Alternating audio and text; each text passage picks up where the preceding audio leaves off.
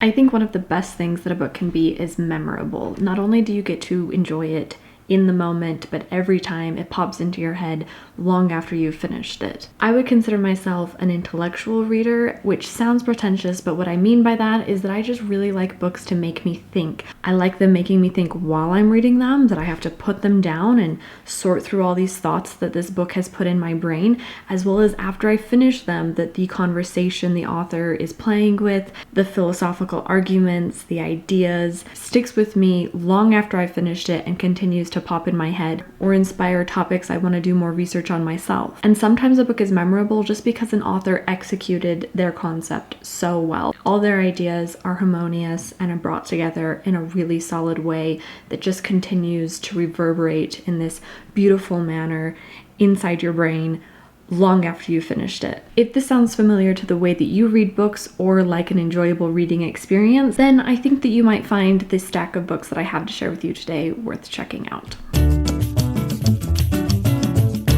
Let's start with a book that is very memorable for reasons including being a bit controversial, and this is Into That Darkness by Gitta Sereny. This is an account written from the interviews that the author has with Franz Stangl while imprisoned somewhere in Poland. He was the commandant of one of the largest of the Nazi extermination camps, Treblinka. During his time as commandant, he and the camp are responsible for an estimated 850,000 deaths. This book follows his life preceding his time involved in the Nazi party as a commandant, and then also afterward during the fall of the Nazis and his fleeing to Argentina and then being caught and brought to trial. This book is uncomfortable yet interesting just for its historical record of a day-to-day account of running an extermination camp from the commandant's perspective. And the author does interview people surrounding Stangl and the camp, such as people who lived nearby or survivors of the camp, or even a few other guards. But one of the reasons that this book is so uncomfortable and I would say controversial is because the author establishes in the beginning that her intention is to interview this man to understand the psychology, his psychology of how he could feel comfortable participating in genocide this way. And she decides to take a tone of neutrality and respect towards his story, both for journalistic integrity, as well as because she establishes that one of the things that she thinks is most concerning of all Nazi behavior is not just what they did to the Jewish population, but how easily and comfortably they dehumanized and robbed this population of respect. And she decides to treat Stangl with the humanity and respect that he deprived of so many others. Granted, I think this is somewhat of a very beautiful philosophical perspective, but it makes the reading experience really uncomfortable as a person that is very aware that this man is guilty of heinous crimes against humanity. For example, when he expresses emotion for things that were difficult in his life, and you can't help having some empathy for this man that really doesn't deserve it. An example of this is when his wife figures out what he's actually doing for work and is very upset and disappointed in him, and he expresses with a lot of emotion his remorse, and not that he is remorseful for what he's done, only that he has upset her and that she is disappointed at him, which in the greater context of his behavior is just really disgusting. But the author uses a tone that preserves the fact that he clearly is really distressed by this, and you have empathy for him, like within the small context of this marital issue. This book is interesting for so many reasons. It's psychologically very interesting, a glimpse into this man's mind. It's historically very informative. It brings up, while never fully answering, a lot of philosophical questions, like how should we treat someone guilty of crimes like this? Not judicially, but philosophically. Is someone guilty of killing 750,000 people still deserving of human respect? I still don't know how I feel about all of those things, but I still think about them, and I've never forgotten reading this book. Let's shift from something quite so heavy to a book that is one of my favorites and a really wonderful reading experience, which is West with the Night by Beryl Markham. This is a memoir of the author's life. She was born and raised in Kenya sometime around the turn of the century. She was a racehorse breeder and then a bush pilot, and is the first woman to have flown across the Atlantic from east to west. If I remember right, I believe this book was written sometime around 1915. This book is really interesting as a glimpse of what Africa looked like in this very early 1900s. Markham is definitely of European, I think British descent, so there's definitely a presence of colonialism, but Markham is clearly so in love with, even infatuated with Africa. The way she writes about the people, the land, the experience of flying is just intoxicating. This book is marvelously written. It is so beautiful. And when I say so beautiful, you need to understand this is one of the most beautiful things I've ever read. Ernest Hemingway said of Beryl Markham, embedded within a very misogynistic quote, that she was a better author than him.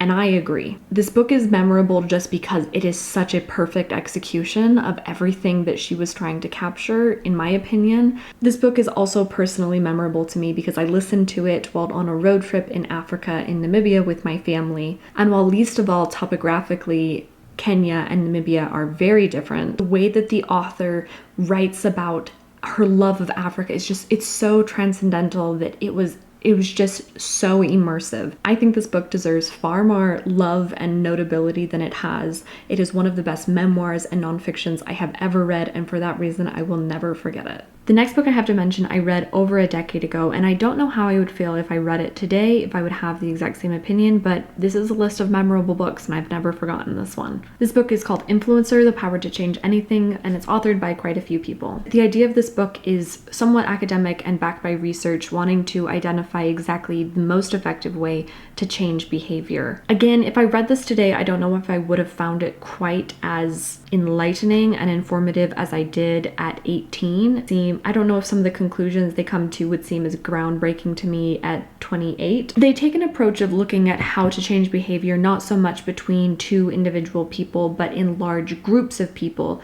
I just remember finding the case studies very interesting. Example is they tried to decrease domestic violence. I believe it was in India. The way they went about this is creating a radio show, soap opera, drama, and making one of the female characters very well loved and adored, and after establishing that, making her a victim of sexual violence. And because people were attached to this character and were defensive about her being a victim of violence, it upset the equilibrium of domestic violence being socially acceptable. I think this book might be great for anyone who's really into psychology, and it might have just been right up my alley of things that I enjoy.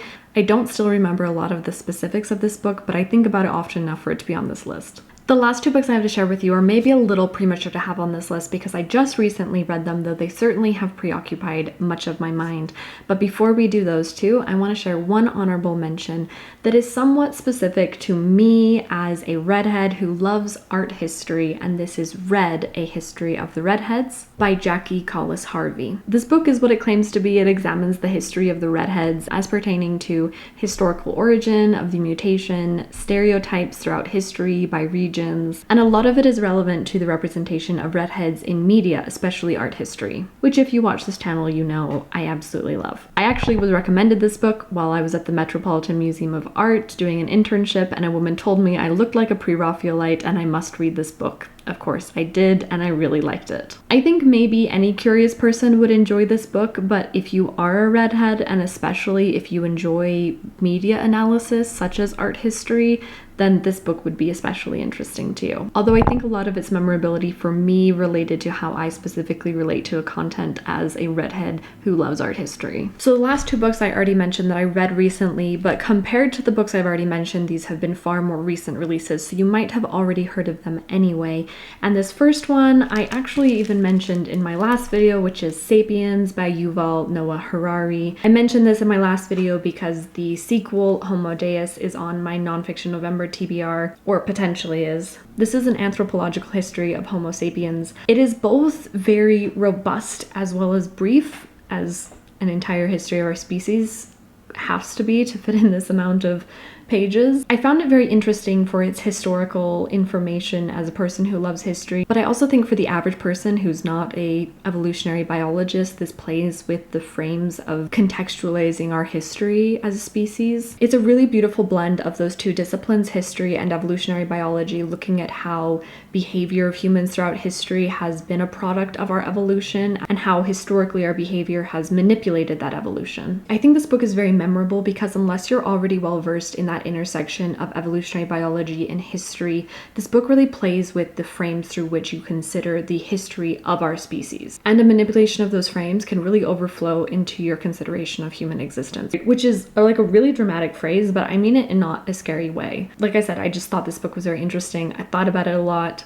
and I've continued to think about it a lot, I would definitely recommend it. And the last book I want to share with you, which I found very memorable, I have continued to think about it. I have told every person who will listen to me about the things I have learned in this book. I just found it a very fascinating read, and this is Genghis Khan, The Making of the Modern World by Jacky Weatherford. I actually listened to this book and found myself screen recording portions of it so many times because I wanted to remember all of the interesting facts that I learned. This book is a historical account of Genghis Khan, but I also think that it is a reevaluation of many of our modern misconceptions about him, which is one of the things I found most interesting, memorable, and thought-provoking about this book. It was fascinating to hear how he became the person he was and conquered so much land and became so influential within history. But it was also interesting to learn how many historical facts contradicted the stereotype I had in my mind of the very barbaric character that I thought Genghis Khan was. This book really portrays and reveals Genghis Khan to have been a very thoughtful and sophisticated leader, and one who I would say within historical context was really not all that brutal, especially compared to many other characters in history. I was already aware that far too much of my education was too Western-centric, but this kind of book just really reveals how pivotal to our modern world so much of Eastern history is, and yet, at least for me in the Western education system, not enough time was given to characters like Genghis Khan who really did shape our modern world. This book also dives into the source of a lot of the misconceptions and misinformation about Genghis Khan, which has a lot to do with Enlightenment and Victorian era European authors, primarily rooted in racism, which I was very glad to learn and did find interesting, but also really sad. I remember learning who Genghis Khan was from one of my cousins at my grandma's house when I was a little kid, and him being characterized as a man that just went around killing and raping everybody. And certainly him and his empire has a lot of death on their hands, but they did a lot that our modern world really benefits from, and I've never learned about him in a way that also does justice to characterize him alongside the positives that he's added to the world. Similar to Sapiens, this book made me re-examine how I view the current world through the frames that are informed by history, and that much of that history is very American and Eurocentric, which is informed by a lot of racism, and that if I don't consciously re-examine that, I unintentionally can perpetuate that racism as well. For that reason, this book has made me think a lot. It has stuck in my head, and I consider it very memorable. And there you go. There are the 5 nonfiction books with one honorable mention that I found very memorable, that they stuck with me. I've thought about them frequently. I remember reading them very clearly. They have provoked many conversations with friends. They've been catalysts for tangential mind-wandering. They are all books that I think if you read, you will find very memorable. And on the eve of Nonfiction November, it might be a really good time to pick up one of these very memorable nonfiction books.